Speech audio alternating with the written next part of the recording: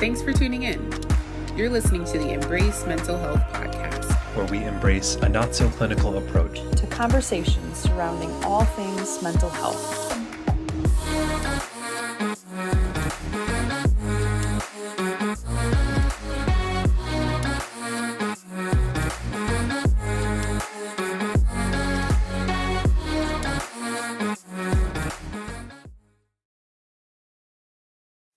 Hello and happy Mental Health Monday, everybody. Welcome to episode 10. We're in double digits now of episodes of the Embrace Mental Health podcast. Yes. I'm here with my co-host, Autumn. Hi, Autumn. Hello, Kelsey. Hello, everyone. And we have got a great episode for you today. Today's topic is dealing with feelings. But before we get that, you guys, I think it's episode 10. You should know the drill by now, right? So we have our opening question. So, I feel like a couple of years ago, somebody introduced me to the concept of like a comfort show or a comfort movie, which I've heard like a lot of people who struggle with anxiety or depression or mental illness in general will sometimes have that like comfort show or comfort thing that they watch when they're like just having a rough day. And something about the familiarity of it is just helps chill you out or whatever it does. Yeah. So my question for today, Autumn, do you have a comfort show or movie? I absolutely do. So yes, I don't really like movies. It's not my like typical, I just don't enjoy the type of entertainment for some reason. I don't have the attention span, I guess. But put me in front of the TV for like 6 seasons, 25 episodes a season, and I'll sit through the entire thing. I don't know what it is, but yes. I know. I'm like, I can't handle an hour and a half movie, but I can handle 6 straight hours of a show. Like, that doesn't make sense, but that is what it is. Yeah. Not mathing, but somehow it works. Yep, exactly. So I am, if you are a close person in my life and you hear this, you're going to laugh because you know this. I am obsessed with the show Outer Banks. I love that show so much. If you've never seen it and don't know what it is, think of it as like a modern day like Scooby-Doo, like live action with young adults, without the like partially talking dog. But it's just like mystery and romance and adventure, and it's just so good. And I am not ashamed to say that I have seen that entire show through, because there's 3 seasons right now. There's a 4th one coming out soon. I've seen the entire thing through like at least 30 times. I'm just like, like, here's what will happen. It'll play and then we'll get all the way to the end and I will literally start right back over to episode 1. I just like, it's very like, it's based in North Carolina, based in the Outer Banks. Yep. And so it's just very like outside, like, I don't know. Everyone just has like surfer energy. It's very chill. And it is just like, it's so good. Season 3 kind of sucked, but like, please watch season 1 and 2 and don't judge it based off season 3. It's such a good show, y'all. The end. I mean, you might be too young for this, but it also reminds me, I haven't seen all of it, but I've seen season 1 and 2, I think. Okay. And it kind of reminds me of like, you said it was like adult Scooby-Doo. I almost feel like it's like adult Rocket Power. Did you ever see Rocket Power? I did see Rocket Power. I totally see that. Yes. Yeah. Like Rocket Power had some big pogue energy. Like, yes. You know, so. Yes. I actually just got a tattoo 2 weeks ago. I got another tattoo and it's of, on the show they have this like Volkswagen minibus, and her name is Twinkie. It's a little like, Volkswagen bus. And so I got the Volkswagen bus on like the side of my leg, and underneath it says "You can't kill a pogue." Nice. I love it. That's how much I love the show, y'all. Like, I love this show. That's awesome. What about you, Kels? All right. So like, I feel like a lot of people when they describe their their comfort show. It's like a show that like kind of feels like home or just like matches who they are or just feels comforting. And Yeah. I have two comforting shows and neither of them make any sense to why they would fit me or my life. Like it's kind Huh. of odd. And they're not like the two shows are pretty uh different from each other as well. I'm So like waiting my for you to say like first Fight Club or something. yeah, no. Like Autumn, I'm not much of a movie person. Although if I had to pick a comfort movie, I think a movie that always feels comfortable to me is How to Lose a Guy in 10 Days. That one always makes me laugh. But yep. Excellent choice. Snapping for Kelsey. Excellent choice. Yep. But my comfort shows are The Big Bang Theory and Dateline. I don't know.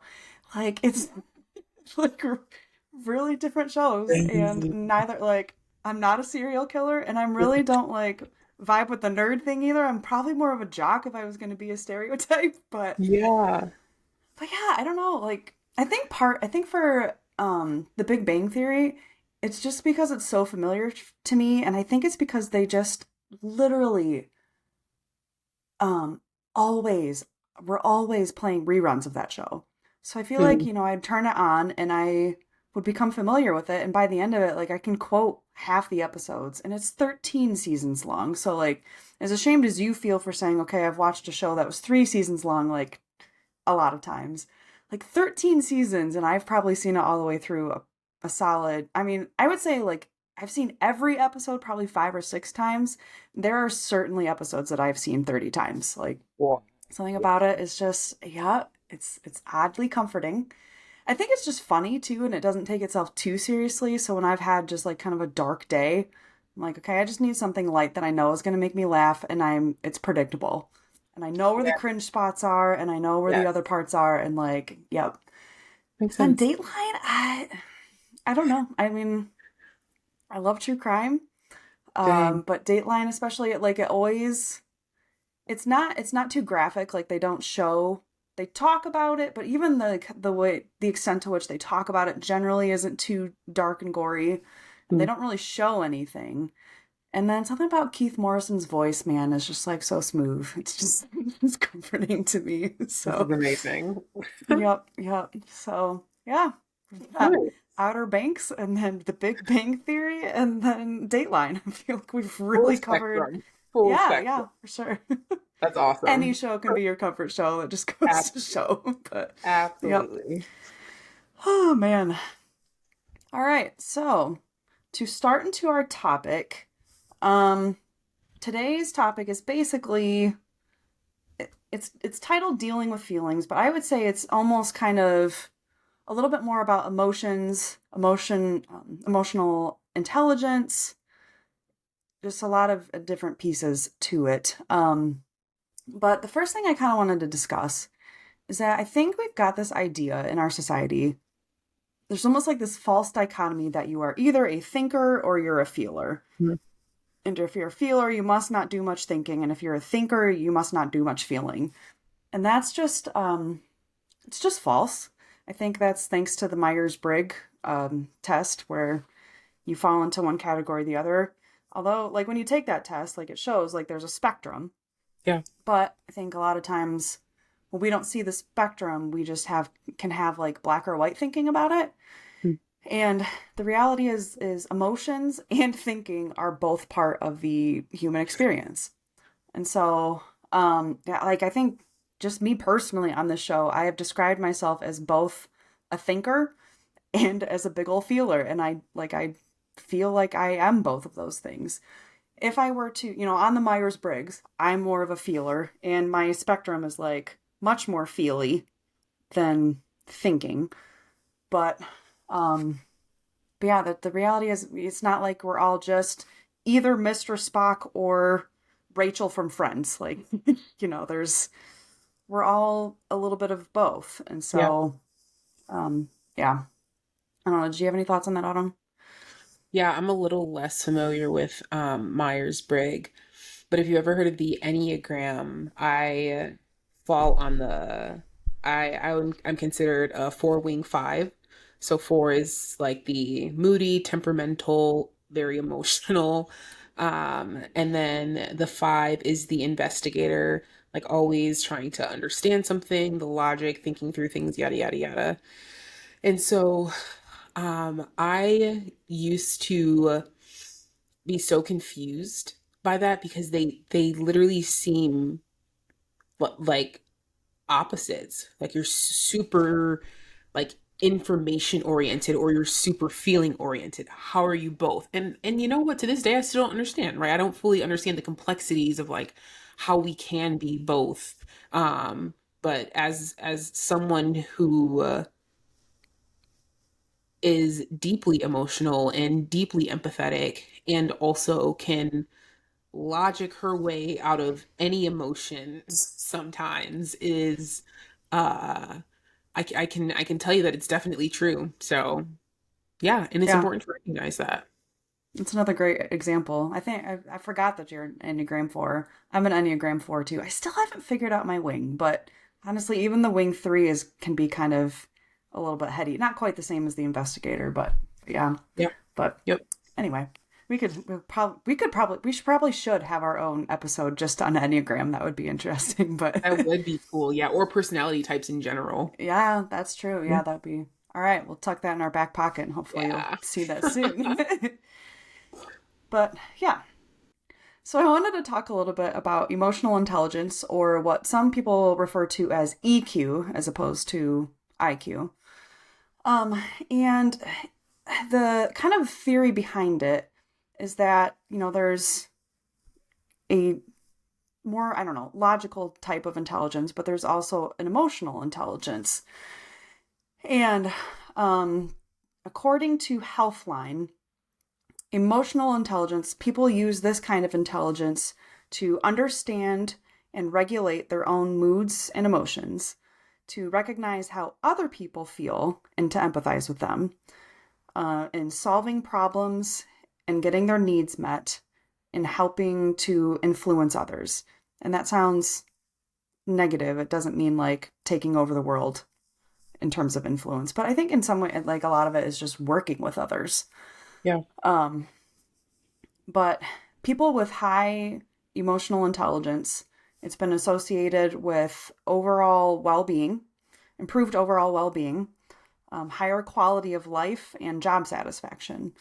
And so this isn't just like, okay, if I'm highly emotional intelligent, then I just feel good all the time. It can also have implications on how you feel about your work and how you feel about your relationships and all the different areas of your life.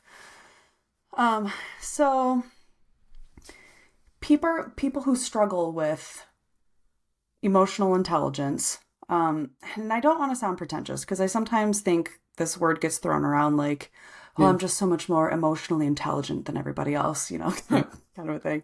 Yeah, that's real. And yeah, and that's not what I'm trying to get across here. But from my experience, people who, first of all, there's a reality in which all of us struggle a little bit with emotional intelligence. I think it tends to kind of be in one way or the other, where sometimes people who struggle with their emotional intelligence can struggle with emotional regulation. And what that can look like, they might experience some instability. They might have trouble with their interpersonal relationships, but specifically, having kind of dramatic relationships or contentiousness in their relationships. Can help, kind of lead to some difficulty with coping if like your emotions are just so ramped up. Mm. And then, that can also look like impulse control or having difficulties with self-control. But then on the other side of the spectrum, there are people who struggle with emotional expression or with empathy. And that can look like struggling with interpersonal relationships as well. But that might look a little bit more like having a lack of connection in your relationships, or a lack of intimacy, or just a lack of trust because people just don't feel that connection or that support from you if you lack the skills to be empathetic in certain situations. It can also lead to less effective communication if you're not able to kind of take a temperature of a room. You Yeah. might communicate ineffectively. And sometimes I think, it can just be a lack of self-awareness or a lack of understanding your own responses to certain events and things. So the good news, in the little bit of research that I did tonight, it seemed to me that there was maybe a little bit of emotional intelligence that they can trace to being, Genetic. yes, thank you, that they can trace to being genetic. But for the most part, your emotional intelligence is something that is learned. A lot of times it's learned through your childhood, and in your and the household you grew up in informs a lot of what your emotional intelligence might look like. But the good news is that it's a skill. Like, there are skills involved, and it can always be learned. It's not like, well, I'm born with low emotional intelligence and there's just no hope for me. You can learn better coping skills. You can learn how to regulate your emotions better if that's something you struggle with, and you can learn how to be more empathetic if that's something that you struggle with. So I would definitely say that for me personally, my struggle has more so been with emotional regulation. Like I've said before, I'm a big feeler, and sometimes I just literally have felt like my emotions were just absolutely overwhelming me. And it's kind of interesting because my family is a little bit more the opposite, where it kind of has felt to me like I'm responsible for crying all of my family's tears. Like, in my immediate family anyway, there are very few criers, and I'm just like the crier. But that's been my struggle.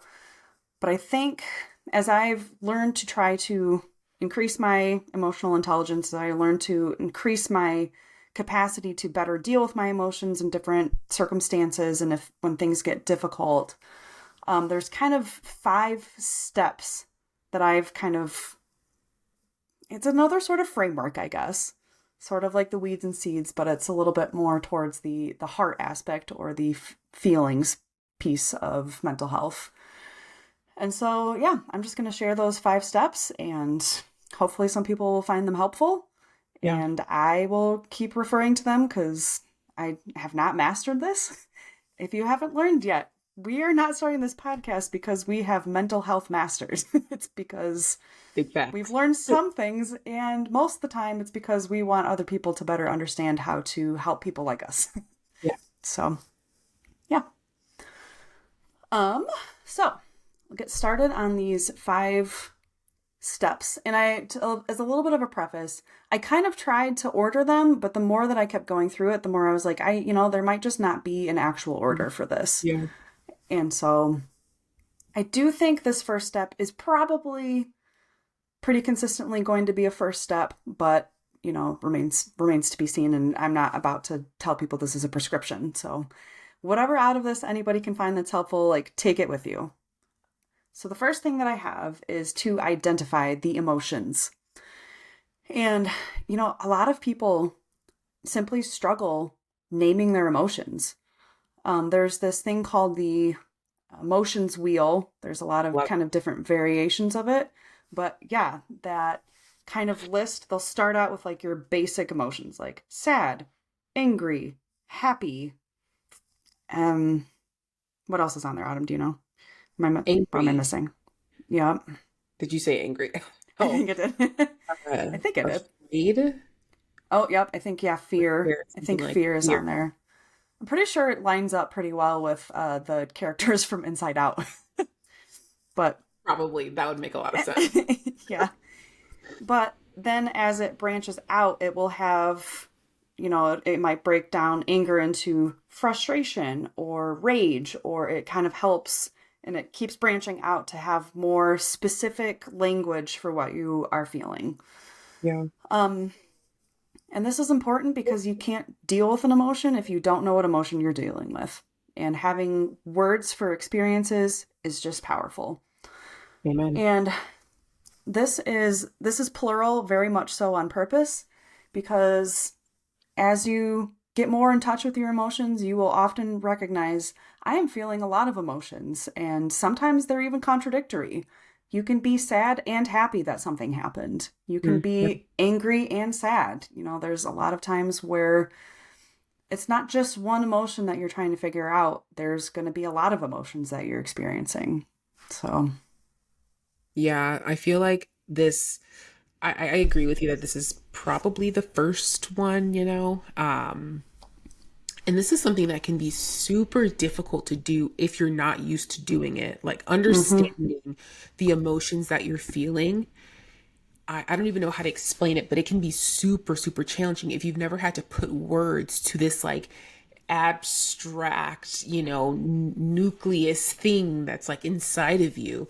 And so my encouragement, first of all, would just be to like be super patient with yourself when you are trying to identify an emotion. If this is something you're not used to doing, I would encourage you to pause like in a moment, or maybe even after the moment is over, later in the day, reflecting on something, and just try and identify one emotion. Mm-hmm. And again, if you've never done this before, it might like take you aback a little bit when you realize how challenging it actually is. And sometimes, so things like using the feelings wheel, I am a huge fan of the feelings wheel because it just helps you understand like nuanced emotions, Mm-hmm. and how like Yes. there's a difference between being like sad or in disappointed. It's like, Mm-hmm. oh, interesting, and it gives, I don't know, a little bit of relief to me when I can really understand kind of exactly what I'm feeling. But sometimes words like it takes a little bit to even be able to use words to like put a vocabulary to what you're feeling. And so sometimes I might sound a little like woo when I say this, but like sometimes when I'm trying to identify an emotion, I will literally just like try and envision or like visualize what I'm feeling. And I'll be like, okay, I feel just like it feels red, and Hmm. it Yeah. feels like very, very, very hot. And there's like, a black outline around it. And like in time, for some reason, that helps me like start to understand what I'm feeling is like rage that is contained, that is being like stuffed down. Yeah. Yeah. I'm also a poet, so like maybe it's just the like artist brain in me being able to like do that. But don't be afraid to just like be weird, like do what you need to do to figure out Yep. what you're feeling, because it's so helpful. Yes. Yes. Absolutely. So, the second one that we have is also one that can be really tricky for a lot of people, and it's accept the emotion. Or I guess I should say, accept the emotions. We often resist our emotions. Yeah. There is a reality in which not every emotion is always pleasant to experience. It is not always fun to be sad. It is not always fun to be angry. Emotions are difficult, and Yeah. so I think we have a little bit of a knee jerk reaction of if I push it away, I don't have to feel it, I don't have to deal with it. But I mean, there's research behind this that shows that if you resist an emotion, it doesn't really go anywhere. It just I think there was something that Wesley said in our grief episode that talked about you're just delaying your emotion. You're not Yeah. actually putting it away. And it's it's tricky because a lot of us have grown up in households or had messages shown to us that certain emotions are okay and certain emotions are not okay. Certain emotions are good, certain emotions are bad. Even as deep as some emotions are moral and some emotions are immoral. Yeah. And that is not helpful because I mean, it's just not true. Emotions are indicators. They are signals. They tell you what's going on inside of you in a lot of ways. And not to bring up Inside Out again, although I suppose it fits with the episode pretty well. Yeah. But it was I thought it was a really great point that they made that her being able to experience sadness was an indicator to her family that she needed support. And so one of my social work professors, um, he had a quote and I can't exactly remember it, but I remember the heart of it. And it was feelings are not right or wrong. They just are, Mm. and how you respond to them is what matters. Yeah. And so you are going to have a difficult time dealing with an emotion if you do not accept it. The idea of emotions just being what they are is a concept that honestly changed my life. Because it's one of those things where like emotions are, Yeah. period. They are. It's like I can pretend that the necklace that I'm wearing doesn't exist. I can like put my hand over it and cover it up. I can close my eyes. I can put it behind my neck. I can take it off, but like literally it exists no matter what. If I acknowledge it or don't acknowledge it, if I want to believe it or don't believe it, it just is. And so emotions is one of those things that we love to believe that we have control. Not to say that we don't have control over our emotions, because I don't think that we are completely powerless in that at all, Yeah. but it is very impossible not to at least have initial emotions and initial feelings. It's human. Mm-hmm. And I remember I had a friend she's still one of my best friends now, but in college, Lord bless her. She, like, when it came to her emotions, she was very much so a logical thinker.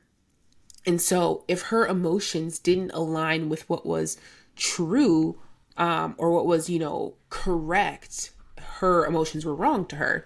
So the Yeah. idea of, if, let's say someone has, let's say they have trauma when it comes to men, an emotion that someone might feel is I an emotion that someone might feel is men aren't trustworthy. Mm-hmm. As a general idea, that in general is not true, but to her or to someone else that could be true.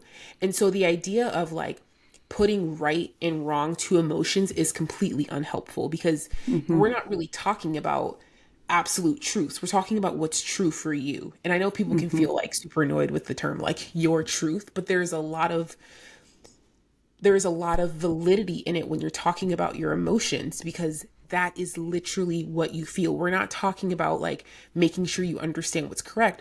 It's making sure that you are allowed to feel literally whatever the feeling is. Validate any feeling that you have, because it's not going to help you to invalidate it. It's not going Yeah. away. It Yeah. doesn't do anything. Validate it. Even if you're like, oh, this feels wrong, this is weird. It might be a hot take, but like literally validate it anyways. And then you can work through it. Don't try and Yep. stop it before you acknowledge it, accept it, and then work through it. It's okay. Yep. Yep. And I think, for some people, what that can look like, it can look like, befriending your emotions. Um, you know, I've tried to teach myself to better be like, okay, to this emotion, thank you for showing me this inside of me so that I can work through it now. Mm. If that's a little bit too feminine or touchy feely for you or whatever, like think of your emotions as like a check engine light. Like it's an indicator that you had a reaction to something, and so now it's time to look into it and see what it can teach you and see what you can do to make the engine run better, or just those kinds of ways that can help reframe it from being a right or wrong emotion and just accepting it. And this is where mindfulness comes in a lot, and you'll hear a lot of talk within mindfulness that talks about noticing. You notice what you feel, and you notice it with a non-judgmental stance. And if that doesn't come easy to you, like start practicing. It's not like we expect this, if that's something that's a struggle for you, if you've not been used to accepting your emotions, um, just practice. Keep practicing. And, it's like I've said, a lot of this is a skill. And so it's not just something that it's just a light you turn on and then it's just all smooth sailing from there. It's something you've got to keep practicing. And certain emotions might be easier for you to accept than other ones are. Yeah. So yes. So we had identify the emotion and then accept the emotion. And those two, I think, always need to happen before you're really ready to work through an emotion. Because Yeah. if you're not sure what you're working with, and if you're fighting your emotion to start with, it's going to be difficult to go through the rest of the steps. But Yeah. Yeah. So, step number three, and I literally have switched three and four like 9 times in this outline. And so right now, this is three. Literally an hour and a half ago, it was four. So take, do with that what you will. But um, number three, I have as investigate the emotion. And again, this is some of that noticing, it's that non judgmental stance. Hmm. And so at this point, you are trying to kind of understand what it is that your emotion is trying to help tell you. Um, at least for me, one of the most powerful things for me has been understanding why I might be feeling something. And sometimes you can't get to the bottom of that. It's not just always a given. But I've shared some other times, I talked about the one time where when my initial reaction was always, I can't handle this. I can't handle this. But then understanding, okay, where did that emotion come from? That came from me as a child. And so understanding where that came from helped me get to a place where I could heal that emotion. Um, I think questions that can be powerful for this, the question why is such a tricky question because like when something bad is happening to you and you ask why, you're not going to get an answer a lot of the time, most of the time. But when you are having an emotional reaction to something and you ask yourself why or what does this stem from? I think that can be a powerful question to help you kind of investigate this emotion and see, is there a root here? Is this a weed? Or is this a wound that needs to be healed? Or identifying, what it is that you're working with and just kind of investigating it to better understand it. Or maybe a question could be, what about this is bothering me? Or what about this is upsetting to me? Just, asking it some questions. And again, even if you're not fully feeling accepting of it, if you can at least get to neutral, you can ask it some questions and see where that leads you. You know, Autumn just talked about how your emotions can be your truth. Um, but it's still this interesting juggling match where your emotions don't always tell you the truth either. Because sometimes my emotions will tell me, like, I can't handle this. That was an emotion that I dealt with.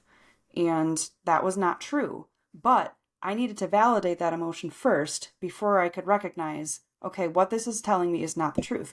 It was trying to protect me. That emotion still served a purpose, but investigating it helped me to process it better. So, So good.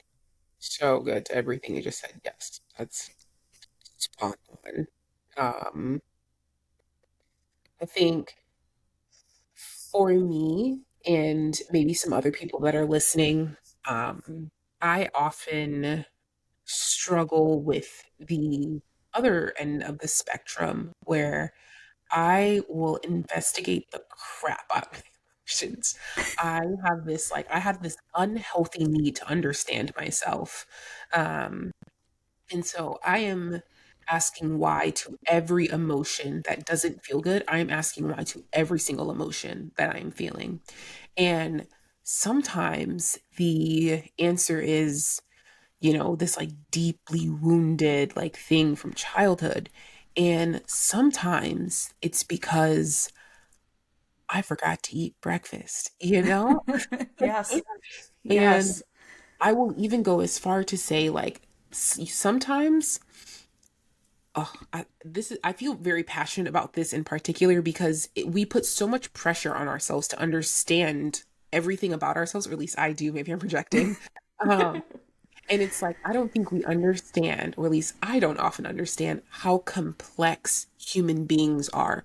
Like, Mm-hmm. even the microplastics that end up inside of our food end up in our bodies and impact our hormones. And we will never be any the wiser when it comes to like the mental breakdown that we have that day, not realizing, oh, like part of it is due to like these chemicals that are in my body that shouldn't be in my body. It's like, not everything is deeply rooted in something else. Yeah. There are so many, and I would even say there usually when you are feeling something, there are multiple reasons why you're feeling it.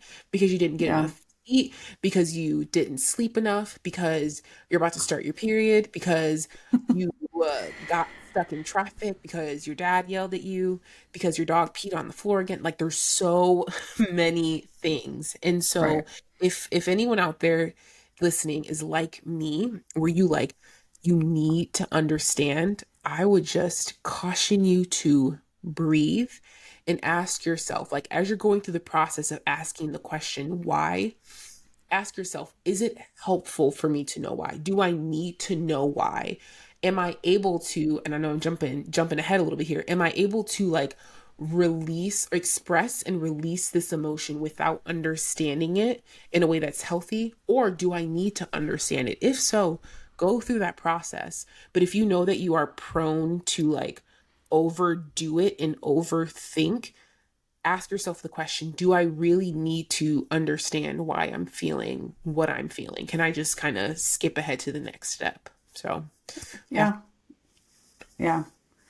I think that's a incredibly great point to make because yeah, sometimes your emotions are really deep because it's attached to something traumatic.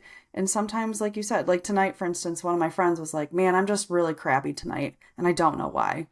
And I was like, oh, okay. And then she was like, well, yeah, I guess I didn't sleep very well last night and work didn't go very well today and I didn't get very much for dinner. And I'm like, you really don't know why?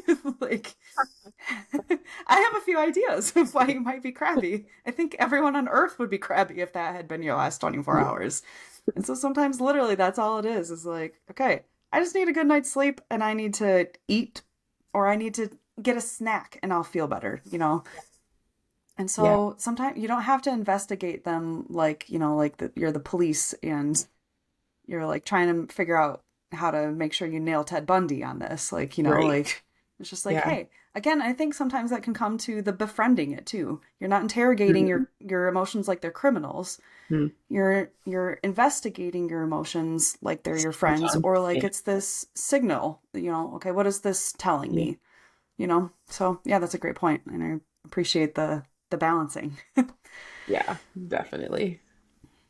So yes, to point number 4, this is express the emotion. And some people are very good at expressing their emotions. They know exactly how to do it. And some people have no clue how to express an emotion. I'm definitely in category number 1, although even I sometimes I'm like, this rage is so deep and I don't know how to get to the bottom of it. Like, you know, but I think for expression, to clarify, you want to make sure that this one can be just like the last one that Autumn talked about. This one can be a little bit tricky too, because there's definitely such a thing as over expressing your anger. And if your way of expressing your anger is yelling at all your coworkers, that's not a healthy expression. You know, we're looking at healthy, trying to find healthy ways to express your emotions. But there's also some people who believe that the best expression is no expression. And you know, a lot of times a suppressed emotion is either going to explode or it's going to corrode. And so, you know, either way, you need to express it to kind of get it out. Emotions need to be released in some way. Yeah. And so, you know, for somebody who's maybe unfamiliar of how to express their emotions very well, a lot of times it can be, you know, if you're feeling kind of sad, listen to some sad music. Or watch a sad movie. Or, yep, us emo kids here are like, oh, I've got 1,000 ways that you can feel sad. I've got this If you down. need a playlist. Yeah, straight up. You know, expressing anger, that can be, you know, going in and throwing one of the things I had during COVID, I was really mad a lot of the time. And I just felt like if I don't express this, I'm gonna explode. And so one of the things I found a workout on YouTube that was just like this middle-aged lady throwing couch cushions on the floor. And it was so helpful. Like it really helped me like express it, like get my anger out, but in a way that I wasn't harming myself and I wasn't harming other people. Yeah. So, So, there are a lot of different ways that you can express emotions. We could have a whole other podcast on this, and actually, we're going to. It's my plan. So, you know how this season, the beginning of every month, we're having therapy related topics? My plan for next season. So, unfortunately, you're going to have to wait a little bit, although I'm sure you can Google some stuff in the meantime, or just text Autumn. She'll tell you all of her sad songs. Yeah, she's got it. But it's my plan to cover all a bunch of different emotions and how best to deal with those emotions. So yeah, we'll be covering this pretty extensively, but we don't have time in this episode to cover it extensively. But all this to say, finding healthy ways to express your emotion is important, because otherwise you're just gonna end up eating them, and there's only so much you can take, and you're either gonna have to shut yourself off or you're gonna lose it. So either one is not what we want. We want healthy expression of emotion. And so, yeah. Yeah, I also feel incredibly, incredibly, incredibly passionate about this one as well. I think people in general, right? But I think especially men, and I think people of color, men of color, the two biggest emotions that they're like encouraged to express is hypersexualization and hyperaggression. Mm-hmm. And there's obviously so many other emotions, and it's so important because, like Kelsey just said, if you don't, if it's like the idea of being passive aggressive, right? No one is, maybe sometimes people are intentionally passive aggressive, but like typically what's happening is you feel some type of way and you aren't directly saying it, so it's leaking out anyways. That's just how it goes. And Yep. so Yep. your emotions exist, like we said, they just are. And if you don't acknowledge them and express them, they're going to express themselves, and it is not going to be pretty. It really will not be. And the reason why I'm so passionate about this is maybe something I'll share, like if I ever record my own version of, my story. But self-harm is something that I struggle with. And I've talked about it many times before that I ended up inpatient at an adult psychiatric unit. And the biggest reason for that was self-harm. And it was because I have all of these emotions that I was feeling. And the way that I chose to let that out was by hurting myself. Mm-hmm. And learning how to let your emotions out in a healthy, non-toxic, very therapeutic way, it will just save you so much like mental turmoil, relational turmoil, Yes. physical Yep. harm. And I mean, like, oh, Kelsey just said it so well. Like, there's so many ways, like, throw those couch cushions, girl. Like, do what you need to do. Like, sometimes I scream at pillows. A lot of times I really enjoy like punk and metal music now too. So I will get in Yep. my car. I will drive to some sort of like parking ramp where there's no one, blast that stuff, grab onto the steering wheel, and just like headbang as the music is just going crazy, and it just lets some of that rage out. So it's like, Yep. find something weird. If it needs to be weird, find something weird to do to just let it out in a way where you will not be harming yourself or harming the people around you. Like, please, as a Mm-hmm. cautionary tale, invest in finding ways that work for you. Yeah. This is another one where writing can be really helpful. Specifically, if you're angry at a specific someone, although it doesn't have to be a specific someone, it can be generic, but writing a letter to that person and not holding back. Now, here's the thing, do not send the letter.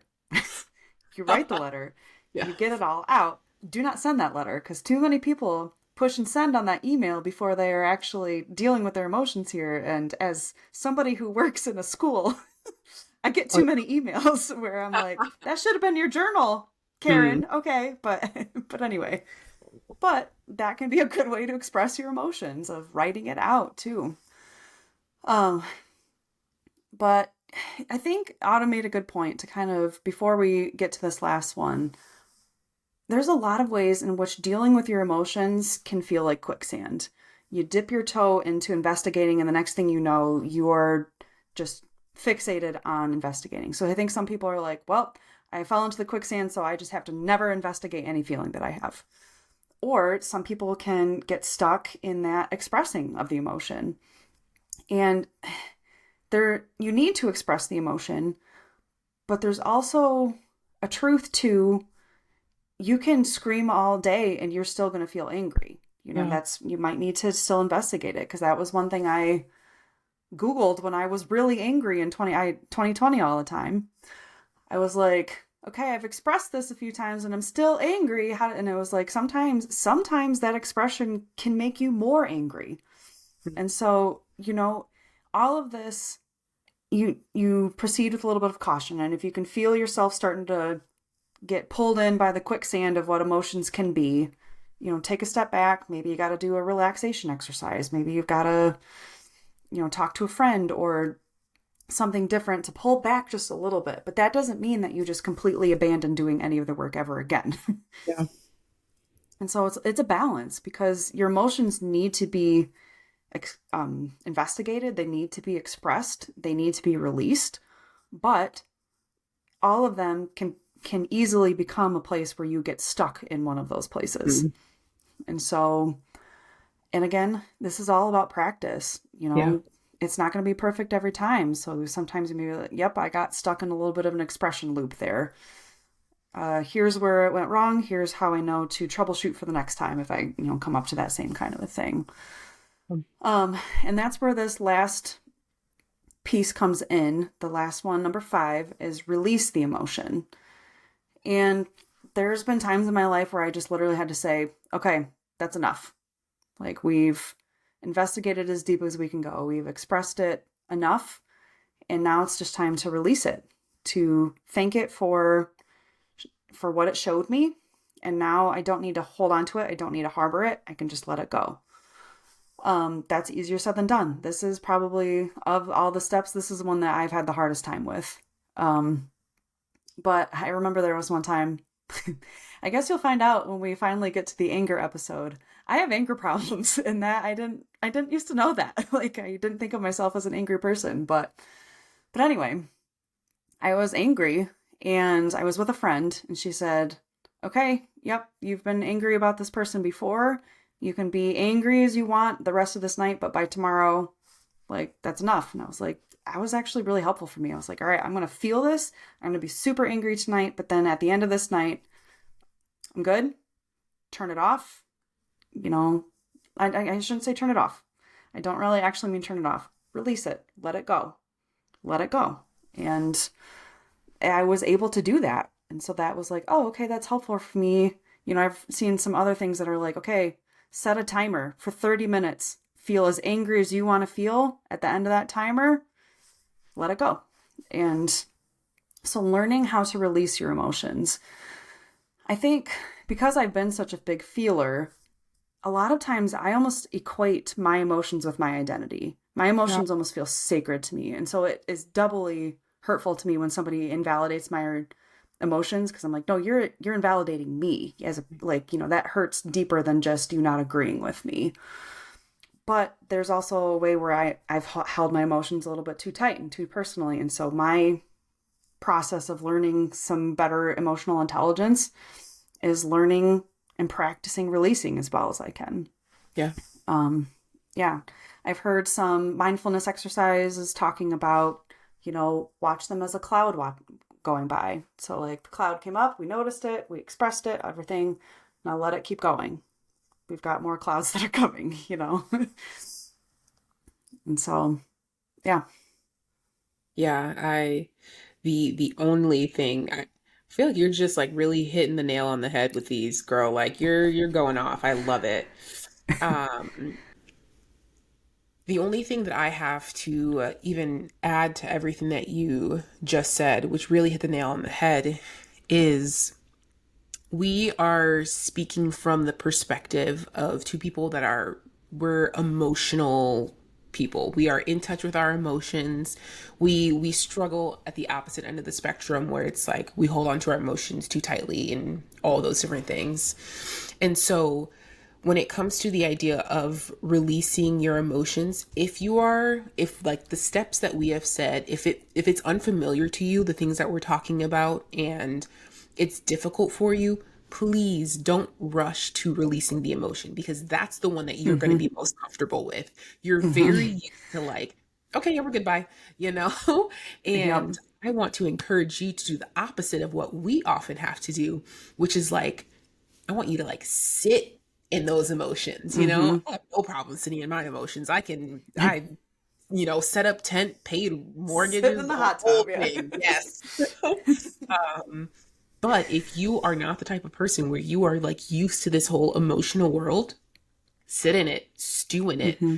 Um, and then in general, this isn't necessarily related to specifically emotions, but something that I used to do when I would struggle with like self, what is it called when you have like, oh, something that I used to do when I struggled a lot with negative talk or negative self thoughts is I remember I would just try so hard to like get the thought to go away. Like, no, you're not supposed to believe that about yourself, blah, blah, blah. And so I started doing this thing instead where I would set a timer. And when a bad thought would come into my head about myself, I would set it for like 45 seconds. And for 45 seconds, I would just sit in that thought, believe it about myself, all of these different things. And after 45 seconds, you're gone. You're done. And Mm-hmm. it actually changed my life somehow, where it's like it doesn't have to have as much power over you as you think. You are Mm-hmm. far more powerful and equipped to take control, so to speak, of what's going on after you've done the internal work to let that thing go. You are Mm-hmm. capable. I promise you, you are so capable of doing it. Again, it might take some practice. You're going to need to be extra patient with yourself. But the idea of setting a timer to give yourself like an actual, like, hard finish of once this timer goes off, I am done with it. Do it. It actually works for me at Mm-hmm. least. Yeah, no, I didn't. I was skeptical, and my friend was like, "Yep, okay, you've got tonight to be angry, and then you're done." I was like, "Yeah, okay." And then I was like, "Actually, that was helpful. It gives it a boundary to have boundaries Yeah. for your emotions." Yes. Which yeah, I think that's what a lot of this is developing boundaries where you still are engaging with your emotions because you don't want to shut yourself off from your emotions, but you're also not just letting them drag you behind them. I was just going to say, I feel like this really brings it full circle because when you first mentioned seeing your emotions as a friend, like befriending Hmm. them, yo, you got to have boundaries when it comes to your friendships. And if you don't, that'll Yeah. probably be a different episode at some point. So tune in. Um, but like, yeah, if this is something that, follows you around all the time, this is a friend that you have that is a big influence and part of your life, you need boundaries. Hmm. Yeah, a quote that I had on my phone background for a long time that was just super helpful for me was let go or be dragged.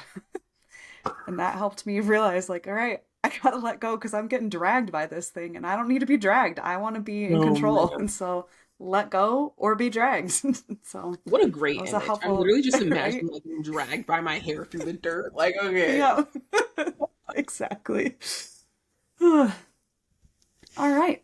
So that is our first foray into dealing with feelings. We still have a plan for a couple more episodes dealing with this topic in this season. But for today, kind of the introduction into this idea, I'm gonna give our closing question now.